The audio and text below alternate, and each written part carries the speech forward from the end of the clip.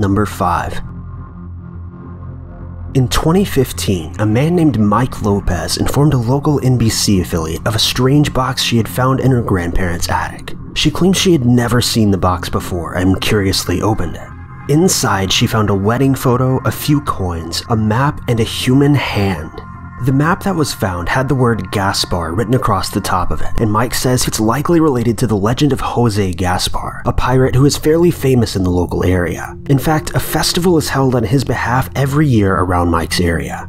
However, in spite of the celebration and folklore, there's actually no evidence that Jose Gaspar was even a real person. Many believe that his legend may have actually originated from an 1800s railway advertisement, showing a pirate with the same name. According to an expert who was called to the scene, the hand found in the box was in fact human, and it was certainly real. However, he believes that the map is likely only from the 1930s or so, and that the coins appear to be too thin to be authentic, or even old. He says, "I just don't know what to make of it, other than it's probably not Jose Gaspar's hand. The only logical assumption is that this hand and the coins may have been a prop from a Gaspar festival, though this is just a theory." Number 4. A Scottish pop artist named Dominique Curie believes to have discovered an original Picasso painting rolled up in a suitcase inside of his father's attic, who was a Russian soldier during the 1950s. The painting was discovered by his mother, who alerted Dominique of her finding, though he didn't take her seriously, believing that she was mistaken. However, years later when cleaning out her house, he found the suitcase and decided to open it up and see. Inside, Dominique said the find was like a bombshell. He said he found the painting rolled up and wrapped in newspapers. Apparently, Dominique had only found out that his father was a Russian soldier in 1998, and his mother had met him while on vacation around 1955. The two were never allowed to be together for numerous reasons, though she did become pregnant. Later on, the soldier then gave her the painting as a gift, claiming it would be worth a lot of money. She then placed it in the attic, waiting for the right time to sell it, but eventually forgot about it. The painting was then sent off to an authenticator, and if its authenticity was confirmed, Dominique planned to sell it, as per his parents' wishes. At least, that's what he would have planned to do, if this story were even true.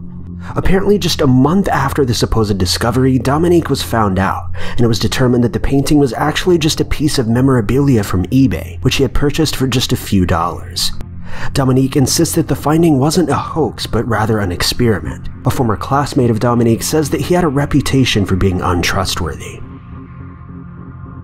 Number 3. In 2013, a Tennessee man was rummaging through his attic, clearing out space, when he came across a strange box labeled Dr. King Interview, December 21st, 1960.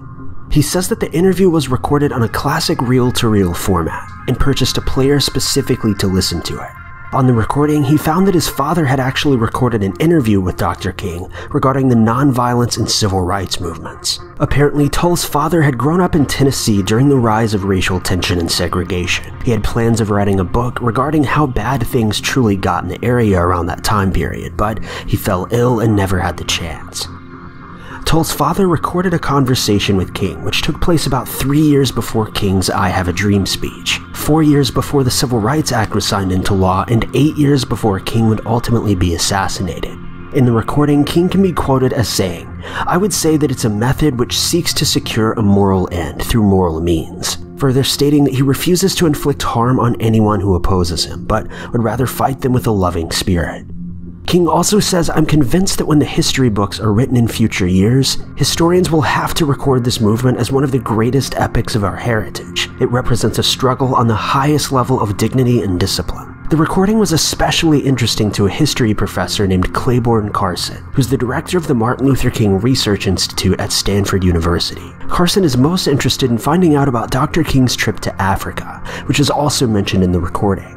He says that there isn't much documented evidence of King's trips to Africa, and that it's certainly a part of history that the Institute needs more information regarding. Number 2. In 2007, a Soviet intelligence officer claimed that he believed to have obtained a pile of Adolf Hitler's old records from a box in his attic. The man named Lev says that the records consist of mostly classical recordings, performed by big-name orchestras from around Europe and Germany, along with some of the best soloists of the time.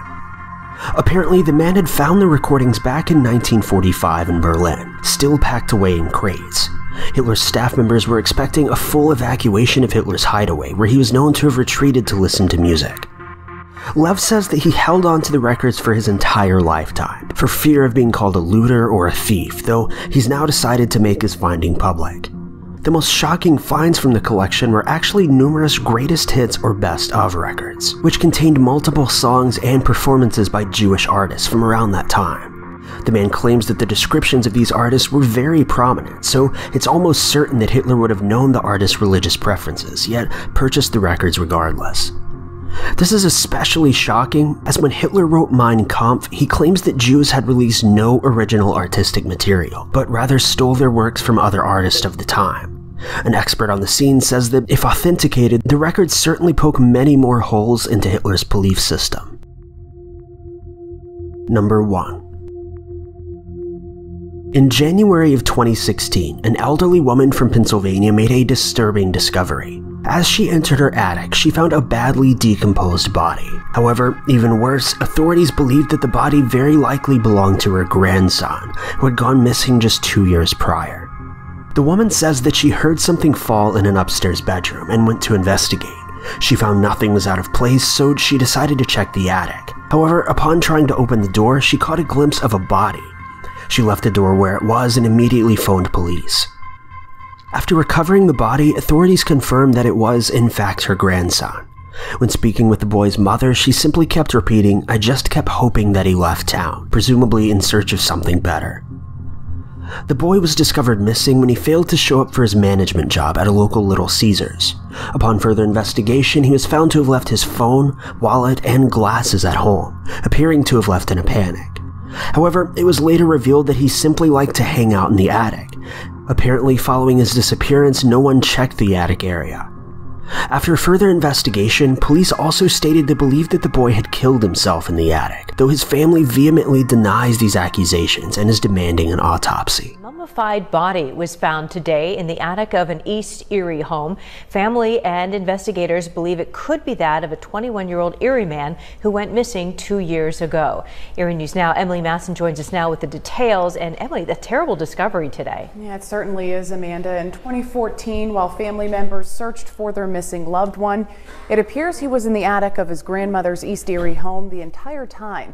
Investigators believe it to be a case of suicide.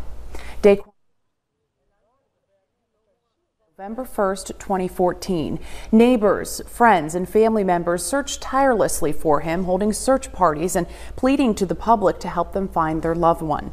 Today, his body was discovered when his grandmother heard something fall up against the attic door. She called for help to her home at 25th and German, and what is believed to be his body was discovered. The coroner tells me there are no signs of foul play, and it appears to be a suicide. Coroner Lau Cook says he will use dental records and DNA to positively identify the body. He has not yet confirmed that it is that of Daquan Rogers. But his mother and friends we spoke with today say this discovery comes as a shock. For the past 2 years, they had thought and even hoped that he had just left town. It wasn't that hard. I mean, it was, but it wasn't, because I just kept pretending like he just left Erie. So I just kept focusing on that. He left Erie. That's what I kept saying. You know, I wouldn't expect him to be anywhere in this vicinity. You know, I just thought, when I heard about him missing, it was just like, wow, like, DQ's gone. Like, where did he go? He'll be back. He seems like he can protect himself. So a mystery appears to be somewhat solved tonight. So again, though, investigators say at this point there are no signs of foul play, but the investigation is ongoing. Roger's mother tells Erie News Now finding her son's body is bringing her some closure. Emily Matson, Erie News. Thank you guys so much for watching. If you liked this video, be sure to click that like button. Also, don't forget to subscribe and click that notification bell to keep updated with our videos.